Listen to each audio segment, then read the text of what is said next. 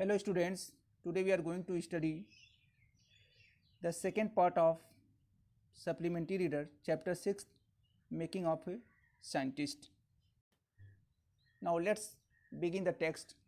Then in the 7th grade, he got a hint of what real science is when he entered a county science fair and lost. It was really a sad feeling to sit there and not get anything while everybody else had won something. Everett said. His entry was slides of fog tissues which he showed under a microscope. He realized the winners had tried to do real experiments, not simply make a neat display. Already, the competitive spirit that drives Richard Everett was appearing. I knew that for the next year's fair, I would have to do a real experiment, he said. The subject I knew most about was the insect work I had been doing in the past several years. So he wrote to Dr. Urquhart for ideas, and back came a stack of suggestions for experiments. Stack of suggestions means heap of suggestions or adventures of suggestions. Those kept Everett busy all through high school and led to prize projects in county and international science fair. For his 8th grade project, Everett tried to find the cause of a viral disease that kills nearly all monarch caterpillars every few years. Everett thought the disease might be carried by a beetle. Beetle means an insect found in dung. He tried raising caterpillars in the presence of beetles. I didn't get any real results, he said, but I went ahead and showed that I had tried the experiment. This time I won. Now, my dear students, let us try to comprehend the meaning of these paragraphs. Now, here the author described about county science fair when Everett was in the 7th grade.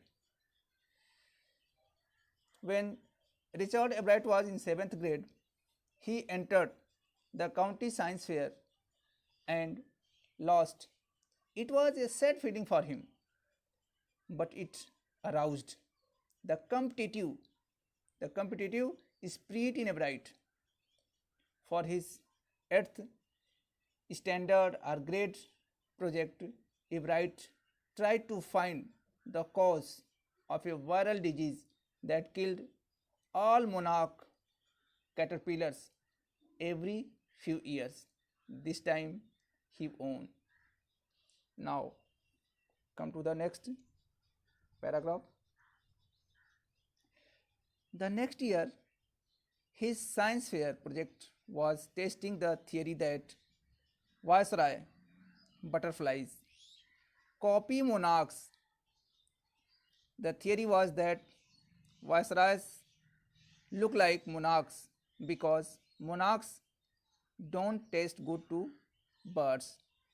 Viceroys, on the other hand, do taste good to birds. So, the more they look like monarchs, the less likely they are to become a bird's dinner. Everett's project was to see whether, in fact, birds would eat monarchs. He found that a starling, starling means a European bird, would not eat ordinary bird food. It would eat all the monarchs it could get. Everett said later, research by other people showed that viceroys probably do copy the monarch. This project was placed first in the zoology division and third overall in the county science fair. Now, let us come to know the meaning of this paragraph. The next year, his science fair project was to test the theory that viceroy butterflies copy monarchs because monarchs don't taste good to birds. Everett proved that viceroy butterflies do taste good to the birds. This project was placed first in the zoology division and third overall in the county science fair.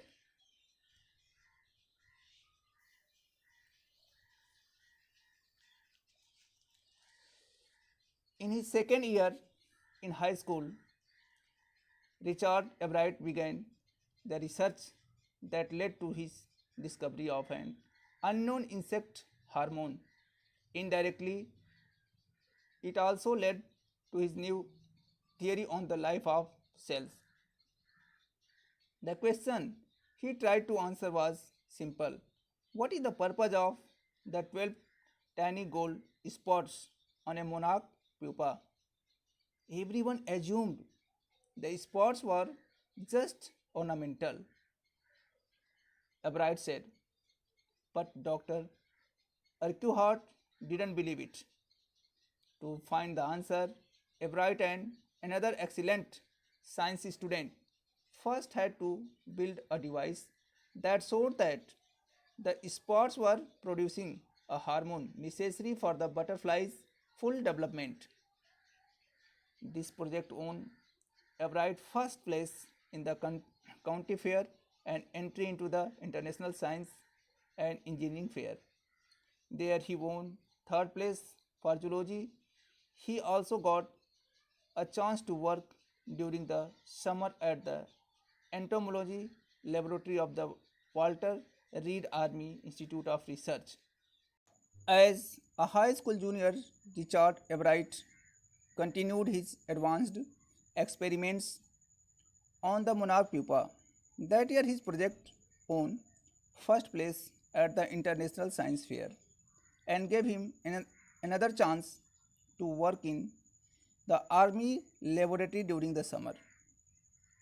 In his senior year, he went a step further. He grew cells from a monarch's wing in a culture and showed that the cells would divide and develop into normal butterfly wing scales only if they were fed the hormone from the gold spots. That project won first place for zoology at the international fair. He spent the summer after graduation doing further work at the Army laboratory and at the laboratory of the US Department of Agriculture. The following summer, after his freshman year at Harvard University, Everett went back to the laboratory of the Department of Agriculture and did more work on the hormone from the gold spots. Using the laboratory's sophisticated instruments, he was able to identify the hormone's chemical structures. Now, my dear students, let us try to understand the meaning. Richard Everett, as a high school junior student, kept busy himself in his innovative experiments on the monarch pupa.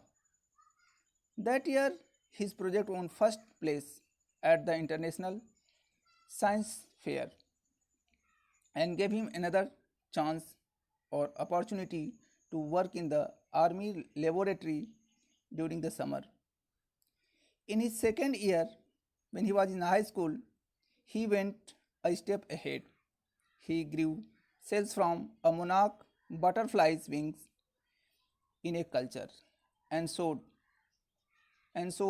that the cells would divide and develop into normal butterfly wing scales only if they were fed the hormone from the gold spots. That project won first place for zoology at the international fair. He spent the summer after graduation doing his advanced, that means innovative work at the army laboratory and the laboratory of the US Department of Agriculture.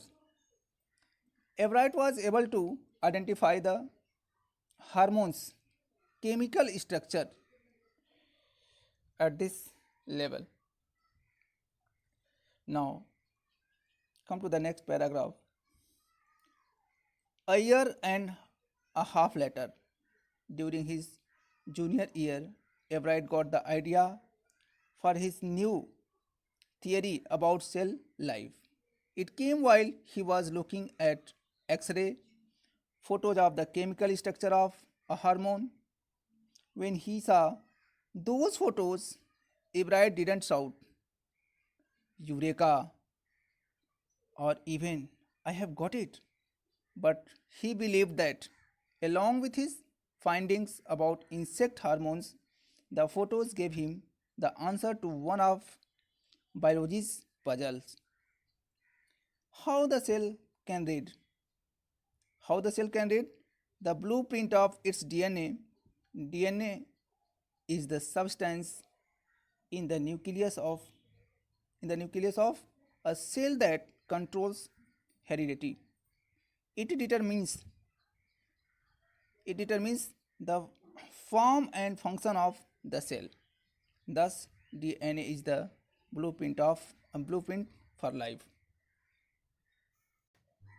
Everett and his college roommate James R. Wong worked all that night drawing pictures and constructing plastic models of molecules to show how it could happen.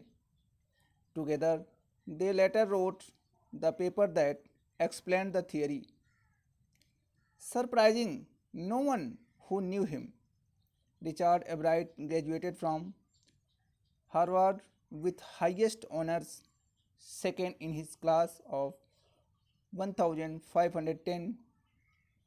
Everett went on to become a graduate student researcher at Harvard Medical School. There he began doing experiments to test his theory. If the theory proves correct, it will be a big step towards understanding the process of life.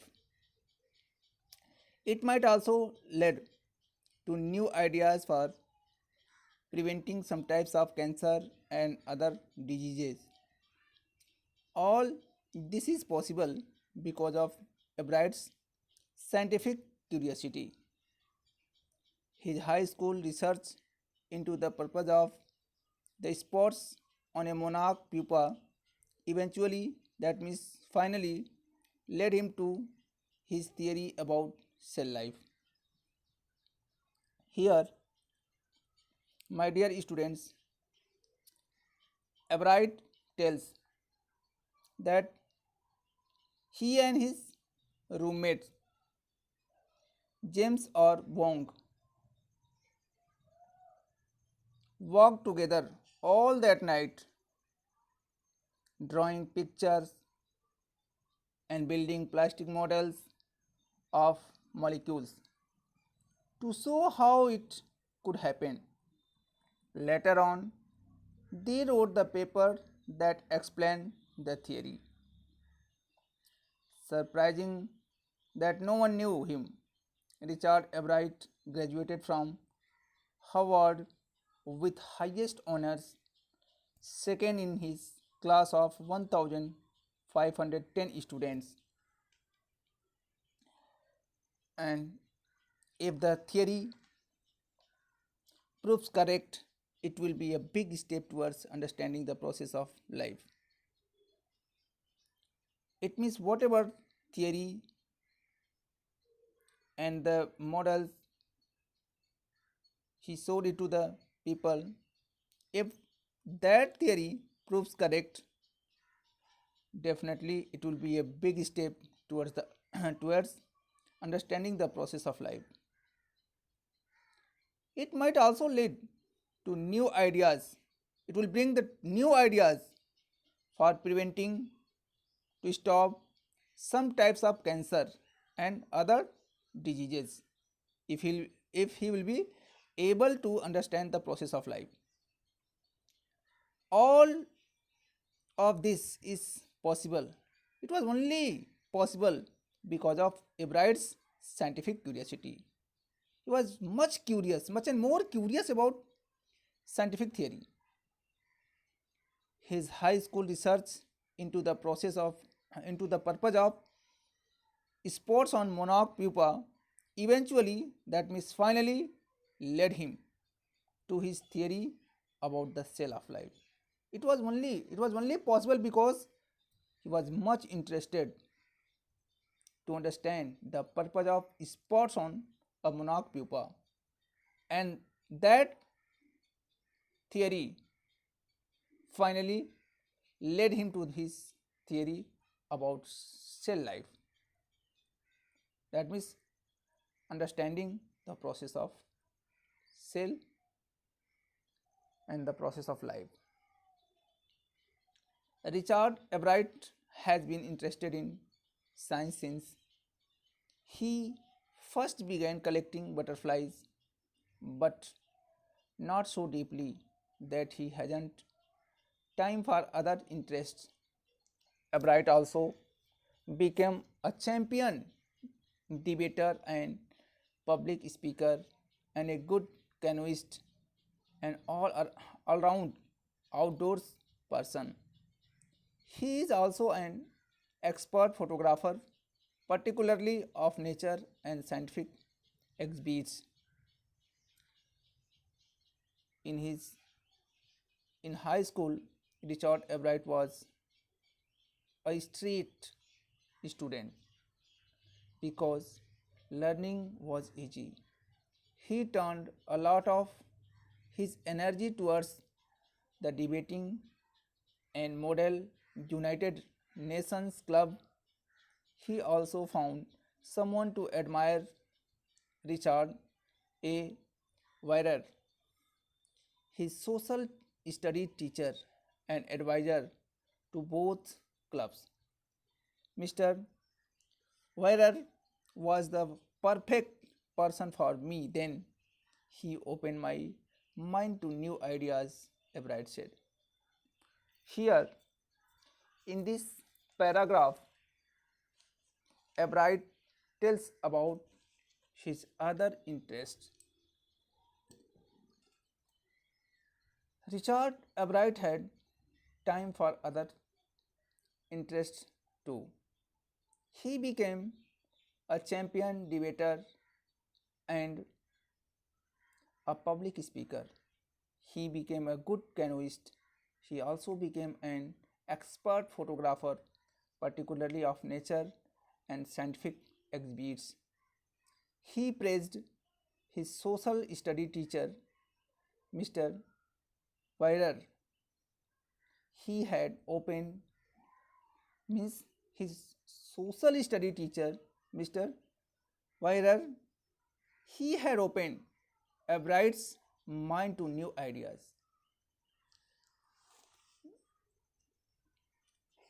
Now come to the next paragraph. Richard would always give that extra effort. Mr. Weirer said, what pleased me was here was this person who put in 3 or 4 hours at night doing debate research besides doing all his research with butterflies and his other interests. Richard was competitive, Mr. Werer continued, but not in a bad sense. She explained Richard wasn't interested in winning for winning's sake or winning to get a prize. Rather, he was winning because he wanted to do the best job he could. Further, right reasons he wants to be the best. And that is one of the ingredients, that means substance, in the making of a scientist. Start with a first rate mind, add curiosity, eagerness, and mix in the will to win for the right reasons. Everett has these qualities. From the time the book The Travels of Monarch X opened the world of science to him, Richard Everett has never lost his scientific curiosity. Now, my dear students, let's try to understand the last paragraph. Now, here in this paragraph, the author describes about the competitive attitudes of Richard Everett. He was competitive, but not in a bad sense. He was not interested in winning for winning's sake or winning to get a prize. He wanted to be the best. Just he wanted to be the best one. The making of a good scientist was present in Everett. He had a first rate mind. He had curiosity, eagerness, he had the will to win for the right reasons. The book, The Travels of Monarch X, opened the world of science to him. He had never lost his scientific curiosity. Now, this was all about the making of a scientist. My dear students, I hope that you have understood well, and just try to go through the story and comprehend the contextual meaning of the paragraphs, and write down the questions answer in your notebook. Thank you.